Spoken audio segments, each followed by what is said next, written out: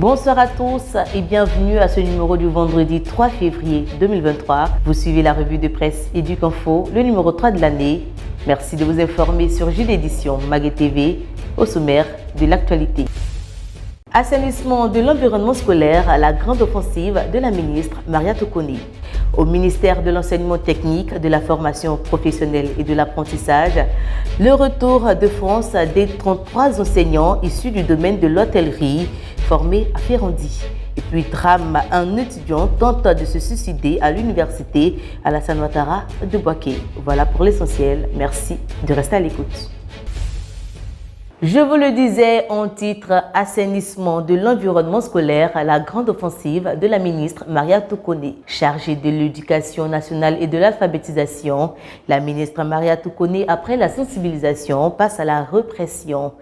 Le week-end du 27 au 29 janvier 2023 a été marqué par des actions de répression et de démantèlement de fumoirs situés non loin de certains établissements scolaires. C'est le cas de Boisflé où un fumoir était installé dans un bâtiment inachevé, jouxtant le lycée moderne 2 a été démantelé pour le grand bonheur de la communauté éducative. Comme cet établissement, de nombreux autres ont été identifiés, notamment dans le grand district d'Abidjan. Et le ministère de l'Éducation nationale et de l'alphabétisation entend intensifier ses actions et traduire devant les juridictions compétentes toutes les personnes impliquées ou qui se rendraient coupables. 360 ordinateurs, 1000 smartphones avec un contenu de 11 000 outils pédagogiques numérisés.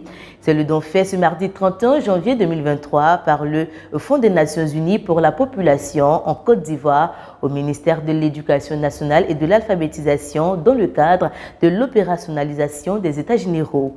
Les dons réceptionnés par la ministre Maria Tokone visent à soutenir le programme Mon école à la maison, a indiqué Cécile Compaoré Zungrana, représentante pays de l'UNEFPA. La 5e édition du concours national d'épellation de mots en anglais lancé à Dabou. Le lancement s'est tenu à la salle de réunion du Conseil régional des Grands Ponts. Ce concours, organisé par des jeunes étudiants ivoiriens réunis au sein d'un grand club d'anglais dénommé United Store of American English, vise à renforcer les capacités en anglais des élèves de Côte d'Ivoire et par ricochet de contribuer à l'excellence scolaire.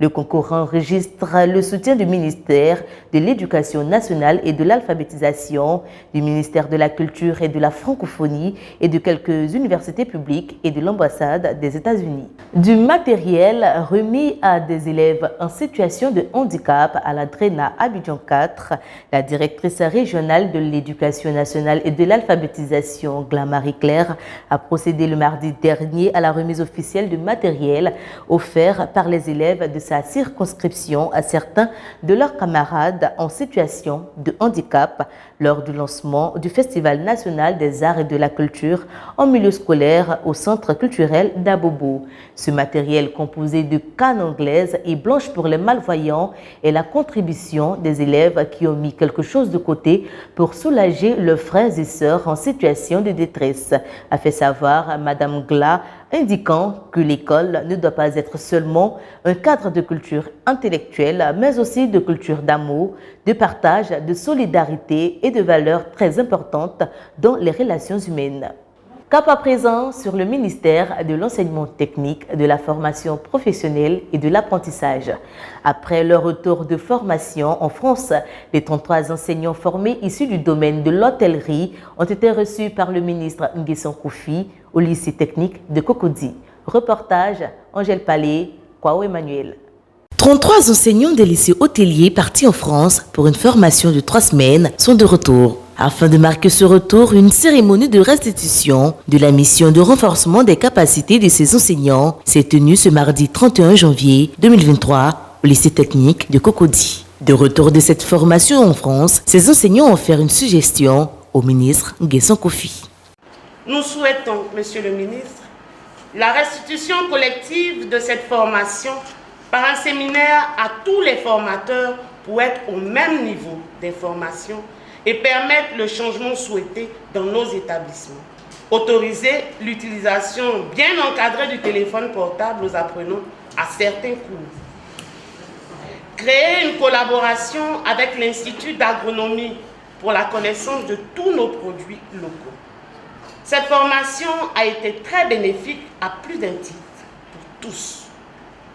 Il faut avouer que vos formateurs, monsieur le ministre, ont du talent. Et ils mettront tout en œuvre pour que votre vision pour l'enseignement technique, la formation professionnelle et l'apprentissage soient une réalité. Le ministre de l'Enseignement technique, de la formation professionnelle et de l'apprentissage, Nguessan Kofi, s'est dit heureux des résultats de cette première cohorte de formateurs de retour de France. Mesdames et messieurs, vous faites partie d'un premier groupe sélectionné pour effectuer ce renforcement de capacité. Les retours sont très positifs. Je tiens à vous féliciter pour la discipline et l'engagement dont vous avez fait preuve tout au long de cette formation. Mesdames et messieurs, ce projet de formation contribuera coup sûr à transformer la qualité des enseignements dans nos établissements, car les formateurs se sont engagés à adopter de nouveaux réflexes dans la manière de transmettre leur savoir-faire ainsi que leur savoir-être aux apprenants. Je souhaite que les compétences acquises soient profitables à vos établissements respectifs. Il s'agit, dans des délais raisonnables, d'apporter les changements qualitatifs nécessaires. Pour ma part, je reste très ouvert aux suggestions et propositions en vue d'apporter dans la mesure du possible les moyens nécessaires à une amélioration significative de notre écosystème et de notre environnement de travail. Pour rappel, les enseignants sont issus de 4 établissements de formation de l'enseignement technique et de la formation professionnelle. Cette formation des enseignants sera bénéfique pour les élèves du domaine de l'hôtellerie. Toujours en Côte d'Ivoire, des clubs de civisme en cours d'installation dans les écoles secondaires de Bongouanou.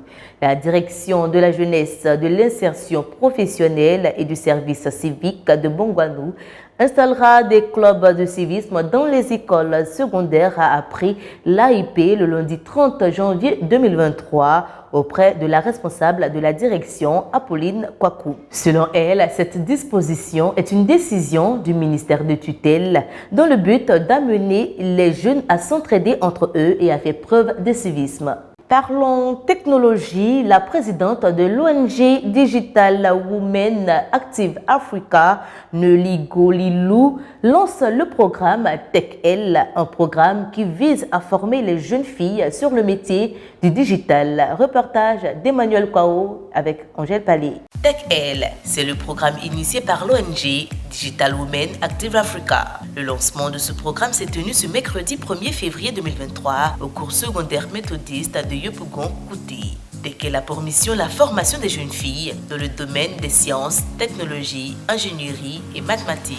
Tobo Atse Gustave, le directeur du CSM, s'est dit heureux de cette initiative qui est une plus-value pour ses élèves. Merci à l'ONG d'avoir ciblé mon établissement. Je suis heureux de cette initiative. J'ai moi-même été impliqué dans le recrutement des jeunes filles qui bénéficieront de cette formation. Et en même temps, je profite pour demander à mes filles qui ont été sélectionnées de suivre cette formation avec le cœur, avec beaucoup d'attention, parce que de cette formation, des rêves peuvent naître. De cette formation, chacune d'entre vous peut obtenir sa voie et intégrer le monde du numérique. Pour la présidente de l'ONG Digital Women Active Africa, Nelly Golilou, TechL donne l'opportunité aux jeunes filles d'être formées. WomanTech qui forme les jeunes, les plus grandes, on va dire les étudiantes, les entrepreneurs, à maîtriser l'outil du numérique. Et on s'est dit que si on doit sensibiliser des jeunes femmes, des jeunes filles, il faut qu'on commence plus bas. Et plus bas, c'est où? C'est dans les lycées, c'est dans les collèges, avec nos petites sœurs qui sont encore en 6e, en 5e, en 4e et autres, dans le but de leur donner des notions dans tout ce qui concerne les STEM.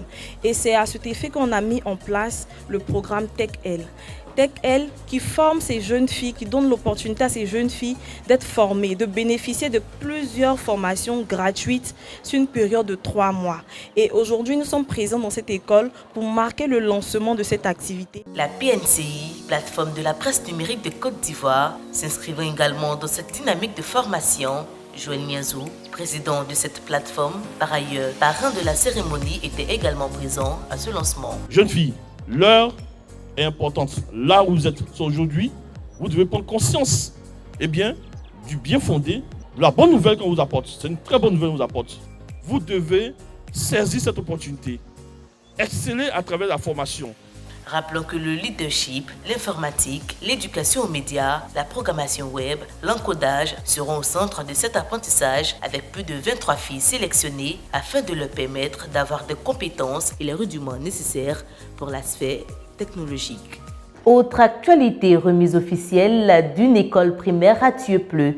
Une école primaire composée de 6 classes, d'un bureau de maître et des latrines a été officiellement remise à la communauté éducative de Thieupleux dans la sous-préfecture de Bonrouillé, département de Danané, le vendredi 27 janvier 2023, en présence du sous-préfet de Coin-Oulé, représentant le préfet du département de Danané. Malheureusement encore, un drame en Côte d'Ivoire. Un étudiant a tenté de se suicider à l'université Alassane Ouattara de Bouaké.